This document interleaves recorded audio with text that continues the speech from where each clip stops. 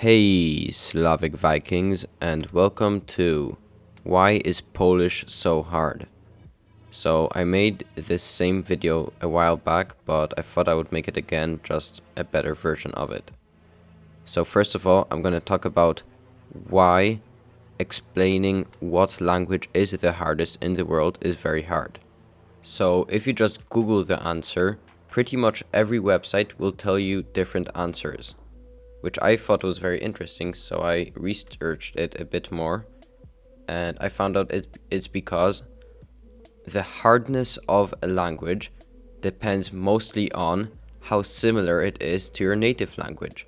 So, for example, Mandarin is considered to be one of the hardest languages in the world, but if you're Japanese, it might be way easier for you to learn Chinese or Mandarin than it is for a German, for example.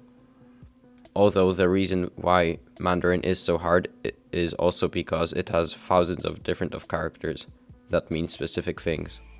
So if you live in the Czech Republic or in Ukraine, it is going to be way easier for you to learn Polish than it is for a Mongolian or someone who speaks Swahili. Personally, I think the reason why the Polish language has the stereotype of being very hard is because it uses the same alphabet, or pretty much the same alphabet as English, but then it connects many and many consonants, which English people are very uncomfortable with. And this phenomenon of many consonants being next to each other can be clearly depicted in many memes about the Polish language. Here are some examples.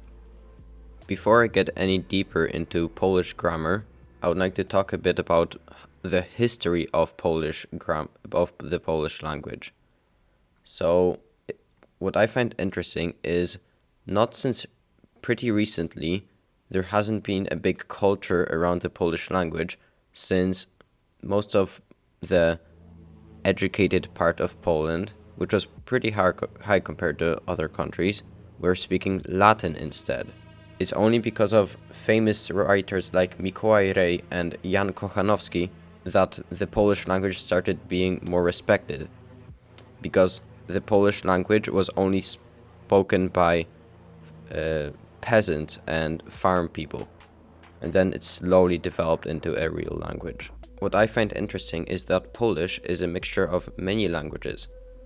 Like, for example, the word kalafior in Polish has an Italian origin, or the word for rope in German is Schnur, and then it's also that in Polish. And you have similar examples with shark, rekin in Polish, and teacher, belfer, is the same in Yiddish, because Poland used to have the highest Jewish minority in the world, before you know what happened. So let's finally get into grammar. So, you probably know that Polish can have hundreds of different versions of every single word. So for example, the word play. The word play in Polish is gra. And then here on screen, you can see that there are hundreds of different ways that you can say the word. So in English, for example, you would say, I play football, or you play football, or he plays football. In Poland, instead of the he and you would just change the version of the play, of the word play. And that's why it looks very confusing.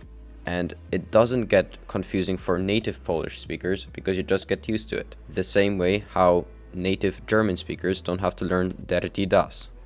It is kind of funny to see all the different versions of one word, because it looks really complicated, but it actually isn't.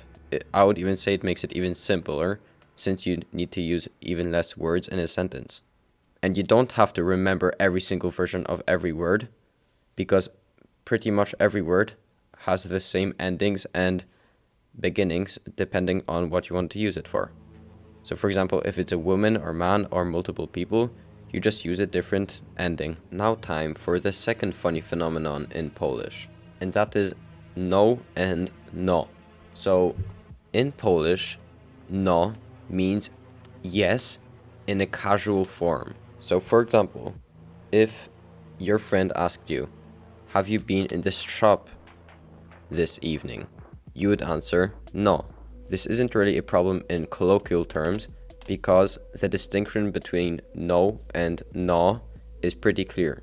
This problem is especially clear in my family because we partially speak English. So the problem with this no and no is in text, because in text you can sometimes either reply no in English or no in Polish. It isn't a very big problem, but it can get confusing at times. So now to the last grammar part of this video, and that is going to be the Polish alphabet. There are 32 letters in a Polish alphabet, and that is because they invented some more, but they also removed some, like for example the letter V. So most letters in Polish, in the Polish alphabet, are the same as in English, or at least similar, but then they've changed some. Like for example, W makes a V sound, and then the letter W, the one you can see right here, replaces the W in English. Then there are some letters that have additions, like for example, S, C, Z, A, E, and Z again, and O. So in Polish, you can either add, it's either or, but it's usually a stripe. You can add a stripe on top of a letter or a tail at the bottom of a letter to change the way you say it. So for example, if you added a line above S, it would sound like this. Sh. And with C, ch. And with Z, j. If you added a dot above the Z, it would be j. And if you added a line above the O, it would be an U. And if you added a tail under A, it would be an ong. And if you'd add a tail under E, it would be eung. So I can imagine this being very confusing to learners of Polish, especially if you come from the English alphabet with only 26 letters. It can be quite overwhelming. But that's not it, because I would say that technically Polish has even more letters because you can connect letters to make them sound very weird. Like for example, if you add a Z to some letters, it totally changes the way it sounds. So if you add a Z to S, it is a sh. If you add a Z to a C, it's a ch. If you add a Z to a R, it's j.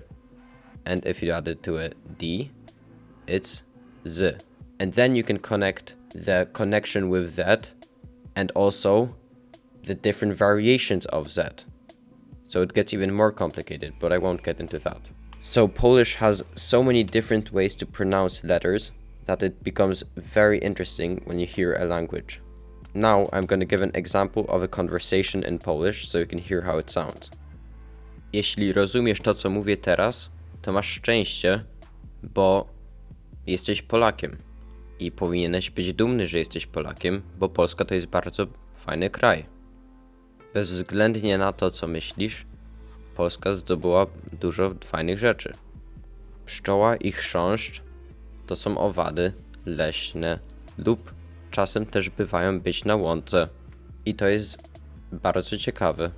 Jeśli wbijesz ołówek w pszczołę, to trzcina z jej wyleci, bezwzględnie na to, co myślisz.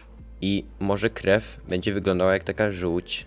Bardzo dziwne rzeczy tutaj do ciebie mówię, ale na szczęście oni nas nie rozumieją, bo tylko Polacy rozumieją Polaków. Do zobaczenia. So that was a little snippet of the Polish language, and you can notice the giant contrast of different sounds, which I would say is the opposite of Danish, which I'm also gonna make a video soon of. I would say that Danish and Polish are extremely different, because the thing about Danish is, unless you pronounce a Danish word perfectly, a Dane won't understand you. But in Polish, you can totally demolish a pronunciation of a word and a Pole will still understand you, because of the giant contrast of words. And also, many Polish words are pronounced the same way you read them. That, I think, is a big plus in the Polish language, and is also why I like it. This video was really fun to make. Anyways, I hope you enjoyed. Favel, żegnam, and goodbye.